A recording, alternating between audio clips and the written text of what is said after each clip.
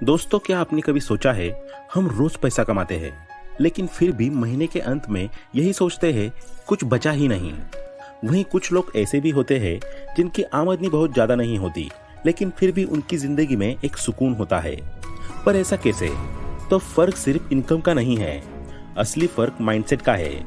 आज पैसा कमाना शायद पहले से आसान हो गया है लेकिन वेल्थ बनाना वो एक कला है और इस कला को अगर किसी देश ने बखूबी अपनाया है तो वो है जापान।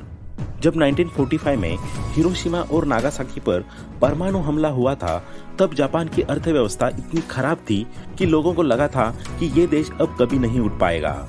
लेकिन कुछ ही दशकों में जापान ने न सिर्फ खुद को फिर से खड़ा किया बल्कि दुनिया की सबसे ताकतवर अर्थव्यवस्थाओं में अपनी जगह बना ली।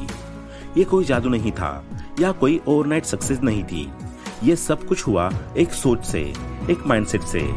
और ये माइंडसेट सिर्फ उनकी देश की बड़ी कंपनियों या सरकार तक सीमित नहीं था बल्कि हर आम इंसान, हर परिवार, हर घर के अंदर ये सोच बस चुकी थी। जापान में पैसा स्टेटस या सिंबल नहीं है बल्कि एक जिम्मेदारी है।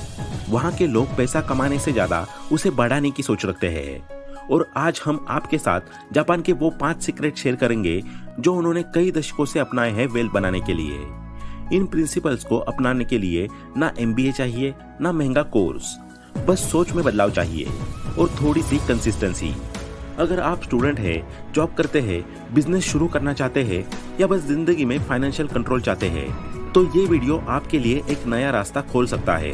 तो आइए शुरू करते हैं 5 जापानीज सीक्रेट्स जो आपकी वेल्थ बिल्डिंग जर्नी को पूरी तरह बदल सकते हैं। पहला है काइजन, यानी लगातार छोटे सुधार करना। दोस्तों, जब भी हम वेल्थ की बात करते हैं तो अक्सर हमारी सोच होती है कि एक बड़ा बिजनेस शुरू करेंगे या कोई शॉर्टकट मिलेगा जिससे अचानक बहुत पैसा आ जाएगा। लेकिन जापान हमें कुछ और सिखाता है। उनकी एक फिलॉसफी है काइजन। इसका मतलब है हर दिन थोड़ा थोड़ा बेहतर बनना। काइजन माइंडसेट सिखाता है कि अगर आप हर दिन 1% सुधार करते हो तो एक साल बाद आप खुद को 365% बेहतर बना चुके होंगे। यही सोच है जिसने जापान को सेकंड वर्ल्ड वॉर के बाद बर्बादी से उठाकर दुनिया की सबसे मजबूत इकोनॉमी में शामिल कर दिया। अगर यही माइंडसेट हम अपने डेली लाइफ में अपनाए तो हम भी धीरे धीरे वेल्थ बना सकते हैं। बात सिर्फ कंसिस्टेंसी और पेशेंस की है। चलिए एक एग्जांपल से समझते हैं। राहुल एक आम लड़का जो दिल्ली में 20,000 प्रति माह की नौकरी करता है। वो हर महीने की शुरुआत में सोचता है कि इस बार वो सैलरी में से कुछ बचाएगा, लेकिन हर बार महीने के अंत तक उसकी जेब खाली हो जाती है। फिर एक दिन उसने काइजन के बारे में सुना और उसने हर दिन 20 रुपए बचाने शुरू कर दिए। महीने के अंत में उसने 600 रुपए बचा लिए। धीरे धीरे उसने और छोटे खर्चों पर नियंत्रण किया। फिर उसने एक SIP चालू की और थोड़ा थोड़ा फाइनेंस सीखने लगा। 3 साल बाद वही राहुल जो 1 रुपया नहीं बचा पाता था अब 10,000 रुपए तक इन्वेस्ट करता है। उसका इनकम उतना ही है लेकिन उसका माइंडसेट बदल गया है। और यही है असली बदलाव। इससे हमें क्या सीख मिलती है? हम में से ज्यादातर लोग वेल्थ को एक बड़ी चीज समझते हैं लेकिन असल में वो छोटे कदमों का परिणाम होती है। आप आज अगर रोज 10 से 50 रुपए भी बचाते हैं और हर दिन कुछ नया सीखते हैं तो आप धीरे धीरे एक मजबूत फाइनेंशियल बेस बना सकते हैं। आप खुद से रोज ये 3 सवाल पूछिए। क्या मैंने आज कुछ सीखा? क्या मैंने आज थोड़ा बेहतर बनने की कोशिश की? क्या मैंने अपने पैसों को समझदारी से खर्च किया? काइजन यही सिखाता है। सफलता एक बड़ी छलांग नहीं है बल्कि ये हर दिन के छोटे कदमों का नाम है। जब आप रोज थोड़ा सुधार करते हैं तो टाइम के साथ यही बदलाव आपकी जिंदगी की दिशा बदल देता है।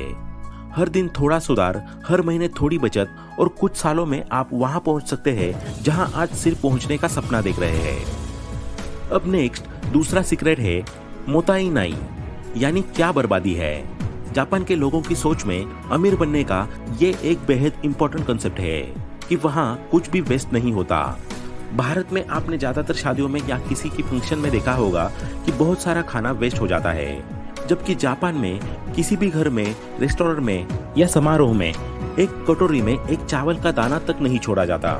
वहाँ थाली में खाना छोड़ना पाप समझा जाता है। जापानी स्कूलों में बच्चों को बचपन से ही सिखाया जाता है कि अगर तुमने खाना वेस्ट किया तो मोताई नाई भूत आ जाएगा। ये सिर्फ डराने की बात नहीं बल्कि बचपन से ही उन्हें वेस्ट ना करने की आदत डाली जाती है। और ये सोच सिर्फ खाने तक सीमित नहीं है, वहाँ कुछ भी चीज वेस्ट नहीं की जाती। मिनिमम यूज, रीयूज और रिसाइकल। ये 3 बातें पूरी दुनिया को जापान ने ही सिखाई है। जापानी लोग किसी भी चीज को जल्दी फेंकने की बजाय सावधानी से इस्तेमाल करने पर जोर देते हैं। जापानी लोग बाय वन बाय राइट को फॉलो करते हैं, यानी क्वांटिटी नहीं क्वालिटी पर ध्यान दिया जाता है और मनी सेविंग उनकी सबसे बड़ी प्रायोरिटी होती है। जापानी लोग अगर कोई प्रोडक्ट एक बार खरीदते हैं तो जब तक वो यूजेबल है उसे यूज करते हैं, फिर चाहे वो कितना ही पुराना क्यों ना हो जाए। रीयूज, रिसाइकल की आदत हर जापानी फैमिली को बचपन से ही सिखाई जाती है और यही सोच उन्हें वाकई में अमीर और सस्टेनेबल बनाती है। अब नेक्स्ट तीसरा सीक्रेट जो है हारा हाचिबू, यानी जितना जरूरत हो उतना करो। आपने ये तो सुना ही होगा कि जापान के लोग बहुत लंबी जिंदगी जीते हैं। वहाँ के लोग अपने छोटे बड़े सभी काम खुद करते हैं। बुजुर्ग लोग भी उतने ही ज्यादा एक्टिव रहते हैं। एक्टिव होना, कम बीमार पड़ना, लंबी आयु जीना, यही है तीसरा सबसे इम्पोर्टेंट फैक्टर अमीर बनने का। इसलिए जापानी लोग फॉलो करते हैं हारा हाचिबू, मतलब खाना सिर्फ 80% पेट भरने तक ही खाना। उनका मानना है कि कभी भी पेट भर के खाना नहीं खाना चाहिए। अगर 100% पेट भर गया तो वो आपको आलसी बना देता है और आपका वर्क प्रोसेस स्लो कर देता है। इसलिए ज्यादातर जापानी 80% पेट भरकर ही खाना खाते हैं। जापान की आइडियोलॉजी के अनुसार पहले पेट भरता है, फिर मन भरता है, फिर शॉपिंग बैग्स भरते हैं, फिर दिमाग टेंशन से भर जाता है। इसलिए 20% हमेशा खाली रखो, चाहे पेट हो, मन हो या फिर एक्सपेंसेस, 20% कम करो। इन सब बातों का मतलब है सेल्फ कंट्रोल, जो कि जापानी लोगों में बहुत ज्यादा होता है। अगर हम कम खाते हैं तो पेट में जगह बनी रहती है, यानी डाइजेशन की एनर्जी बची रहती है। उसी तरह कम खर्चा करने से सेविंग्स भी बची रहती है। उनके जीवन का ये मूल मंत्र है, जितना जरूरी उतना करो, और यही सही जीवन का एहसास कराता है। अब नेक्स्ट फोर्थ सीक्रेट है ककीबू, यानी समझदारी से खर्च और बचत करना। हम में से ज्यादातर लोग ये सोचते हैं कि अगर कमाई बढ़ जाए तो जिंदगी अपने आप आसान हो जाएगी। लेकिन सच ये है कि चाहे आप 20,000 कमाते हो या 2 लाख, अगर आपके पास स्पेंडिंग और सेविंग की समझ नहीं है तो पैसे कभी नहीं टिकते। यही बात जापान हमें बहुत खूबसूरती से सिखाता है ककीबो के जरिए। ककीबो एक ट्रेडिशनल जापानीज तरीका है अपने खर्च और बचत को समझदारी से मैनेज करने का। इसका मतलब है घरेलू बजट को पूरी अवेयरनेस के साथ चलाना। लेकिन ककीबो सिर्फ हिसाब किताब नहीं सिखाता है, ये एक माइंडसेट है। आज जब सब कुछ डिजिटल हो गया है, हम अपने खर्चों को कभी महसूस ही नहीं करते। ककीबो फिलॉसफी में हर महीने 4 सिंपल सवाल पूछे जाते हैं। इस महीने आप कितना पैसा पास रखेंगे, आप कितना खर्च करेंगे और किन चीजों पर, कहां कहां आप बचा सकते हैं, आपने इस महीने अपने खर्चों से क्या सीखा। अगर हर महीने सिर्फ 10 मिनट बैठकर इन सवालों पर सोचे तो हमारे पैसे पर हमारा पूरा कंट्रोल हो सकता है। चलिए एक एग्जांपल लेते हैं। रोहित और निधि एक वर्किंग कपल है। दोनों कमाते हैं, लेकिन महीने के अंत में अक्सर पैसों को लेकर तनाव होता है। एक दिन निधि ने ककीबो के बारे में पढ़ा। उसने एक छोटी सी डायरी ली और हर खर्च को कैटेगरी में लिखना शुरू किया, जैसे इम्पोर्टेंट, ऑप्शनल, एंटरटेनमेंट और वेस्टफुल। अब सिर्फ 3 महीने ऐसा करने से उन्हें एहसास हुआ कि उनके 5,000 रुपए सिर्फ ऐसे खर्चों में जा रहे थे जिनकी उन्हें असल में जरूरत ही नहीं थी, जैसे अननेसेसरी ऑनलाइन शॉपिंग और इम्पल्सिव ऑर्डर्स।